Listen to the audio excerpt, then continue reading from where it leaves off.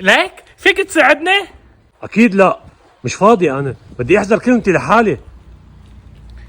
ما تتعب حالك، صرت قايل 10,000 كلمة وما عرفتش كلمتي. ليك شو رأيك نتساعد؟ ليك أنا بعرف أذكى واحد بالمنطقة، تعال نروح نتحالف معه. بس هذا ايده مالحة. ايده مالحة معنا، المهم نربح.